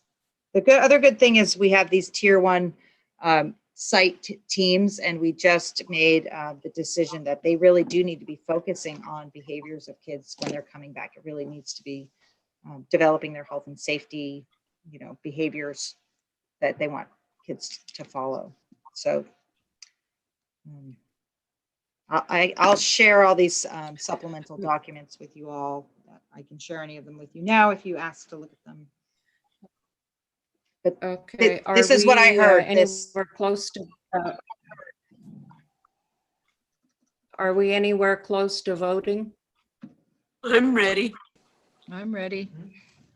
Okay, I have a motion by trustee Waddy, seconded by trustee Myers. The motion reads, adopt the hybrid learning plan with amendments to the phase numbering, and in phase 3 include 4 through 8 at TVES and 9 through 12 at HVHS. The board will approve the timing of movement into each phase. Phase 1 is at the discretion of the superintendent and the health and safety team or district administration. Okay. Trish, okay, I vote yes before I get kicked off. Okay. And Trish, the change has to be phase 4. That's that okay. Change. Yeah, that's the only other. Got it. Okay, let's vote. Can you stop sharing so I can see everybody? Yes. Thank you. I was just going to put health and safety advisory team is what I'm going to put in this amended. Good job. Yes, there. Okay, trustee Myers. Yes. Trustee Wild. Yes. Trustee Bursell. Yes. Trustee Waddy. Yes. Trustee McLaughlin. Yes. Trustee Colgrove. Yes. I have a yes vote from trustee George as well. Motion passes. Okay, I'm here for the moment information items. The governance handbook. I looked at that and we need to do more work on that. Specifically, I was looking at what's in our packet on 88. The board shall receive via email each warrant register. Each board member shall review the warrant register within 72 hours of receipt. Each board member, well, I don't recall going over that, but I think with the number of warrants that we have, and you can see them in pages in our reports, that is just not going to work. I do believe we need to do more research. There is board policies that limit the amount of dollars that the superintendent is allowed without board action. So that's an information item. We need to continue the handbook and discuss that. Have we, I don't think we've discussed this since I've this is only my second meeting, but I don't remember discussing any of this. I don't know where it came from. It hit me sideways too. It was in there and I did look and it was buried in that, but we got close to the ending time and we didn't get to it. So the 2.14 and the 2.16 were items that did not get discussed as part of the study session.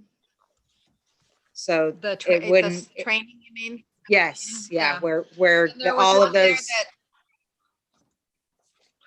So it wouldn't make sense to put this through on the consent agenda quite yet. The handbook's not complete, so these were. Yeah. kind of- So board, we need to do more work on that. I'm not sure if Jen, if we're going to have it in another board workshop or what the plan is. Yeah, I had some qualms too, because like this says, as a general practice, any non-routine expense in excess of $10,000 shall be approved in a separate agenda item, which I think is a real good idea, but the maybe 10,000 is too high. I mean, we tend to pay a lot of small bills, and then once in a while it's 7,000 or 15,000 or more. I don't think those should all go in with the ordinary everyday water bills. And Sue, that's what I'm saying. I was catching that too, Sue. Mm-hmm. There are other board policies that address some of this that need to be flushed out, look and see what all of them are. Yeah. Because if we're going to change in one spot, we're going to need to change it in other spots in our board policies. And I just haven't done it yet.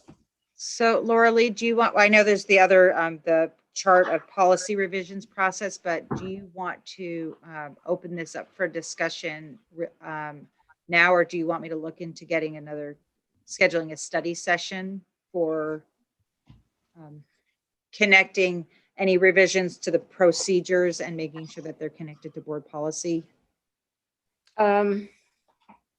Or either that, or maybe Sue and I could be a committee and research some of this and come up with language to present back. I don't know, Sue, are you up to that? Sure, I just finished my biggest commitment this week to the tribe's new NACTUP grant. Good, so we'll keep you busy here then. Okay, so I'll give you a call, and Sue, you and I will go over that and then come back and give what we find back to the board for the handbook, for a draft in the handbook. Do you have a copy of the existing policies? Because I know we They're have all- a fiduciary responsibility they're here, but all- I don't know. They're all online. Go to the board website. Go to the board website, and then under Board of Trustees, there's policies. You click there and they're all online. I can. Okay. Okay. Yeah, you can let me know when you want to get together. I'll give you a call. Okay, not tomorrow. I have a dentist appointment, but after that, I'm fine. Okay. Okay. I'll reach out to you. Okay. Anything else on the handbook? Outreach consultant positions, Jen? So we approved the kind of reinstatement of one new outreach position. It was in the previous LCAP, but it hadn't been funded. And then there was a new position that was approved. And really the, the driving force was we're in this multiple months of students not being able to return to campus. And so it's kind of I really feel like it was a mitigating effort to make sure that we're getting getting work to students, because if we're not getting students to school, at least getting school to kids. So what we didn't discuss at that time was the intention is this a temporary, these two, so we created the river schools for the 3 schools and for Captain John. And we didn't say that, this is for the coronavirus relief funds, which at that time were to expire December, of 2020. Is it for the entire school year? Is it for the duration of the pandemic? Is it for the duration of the need? Is it something that we want to look into shifting over, from one-time money, the learning loss mitigation funds, into a permanent position? So I just want to pose that to the board, that we have been paying for this out of this coronavirus relief funds, and this is one-time money. So depending on what the board identifies as priorities, then that'll help decide if it's going to be an ongoing positions or if they're fleeting during the time of the pandemic. Now, Jen, didn't Captain John have a position over there for several years? It kind of faded away. It was if you look at the current LCAP, was identified, I think maybe 3 years ago. Trish, do you have any timing of that? I mean, it was Yes, in it was the almost 4 LCAP years in the ago. Pardon? Almost 4 years ago. Okay. So, it kind of rekindled that in terms of, because we were going, oh my gosh, right now of all times, this would be a really good time to give additional support to the schools. So I think that's going to be the question, as we will feel the impacts of the pandemic even once we are all feeling safe and vaccinated, and maybe there's some sense of normalness. We know that those impacts ongoing. So that could be a discussion for the LCAP, or when we go ahead and discuss how we're going to allocate the learning loss mitigation funds. Okay, so this is an information item and it does not require any action right now. So no, but I just thought if there was if anybody had thoughts for me to start to kind of look in the direction, but yeah, that's why I just put it as a discussion.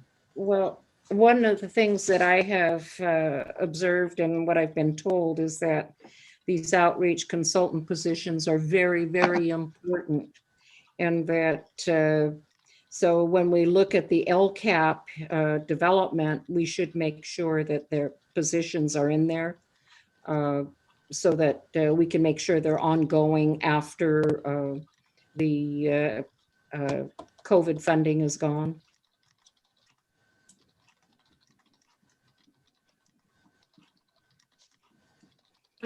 I feel the same way. Is there any other comments for the How superintendent? many students are at Captain John right now? What's the enrollment at Captain John right now? Aaron just gave, Aaron's here. 50. We have 50 students at Captain John right now, and our cap is 56. Is that higher than usual? It's fluctuated over the years, and it depends on the time of the year where students get behind in their units, etc. So I don't know, Aaron could probably explain it better, but it has been. We tend to see mostly. I'm sorry. Go ahead. Are they mostly juniors and seniors? Yes, all our current students are juniors and seniors. We don't have any 10th graders. Not until next semester will we be accepting 10th graders. Oh, second semester 10th graders. But seniors are our priority because they have more to lose. So, Okay, So that sounds like it would be kind of half of the junior and senior classes, wouldn't it? Be a big Yeah, proportion of them? we have a high, we may have more seniors than at high school. And I think with this pandemic, these positions are just critical, so. Yeah, I agree with you, Laura. I think that the pandemic, I think a result of that is going to be an increase in our attendance at Captain John. So, okay, So- any other so Laura Lee, comments? Yeah, I have a comment, yes. and it isn't for the superintendent. My comment is that I really am impressed with our new board members. I'm really going to enjoy being on this board. Everybody that's a new board member, your participation and, additions to comments and whatever. It's great. Thank you very much. You're welcome. Yes, I agree. So, okay, are there any other information items? If not, I will call for a motion for adjournment. Thank you all very much for your level of engagement and participation. And commitment. hopefully my internet will be more stable next time. I make a motion to Mine adjourn. too. Okay, there's a motion. Is there a second? Debbie. Who made the motion? I did. Debbie. I'll second it. Oh, Debbie. And then trustee. And who was the second? Kadusha, trustee Colgrove. Okay. You know, Could it would help. I think it would help if we would say our names when we make a motion, because I can't, some are free, screens are Josie, frozen. Yes. Roll call. Okay, trustee Myers, Yes. trustee Wild, Yes. trustee Bursell, Yes. trustee Colgrove, Yes. trustee McLaughlin, Yes. trustee Waddy, Yes. trustee George. Yes. We are adjourned.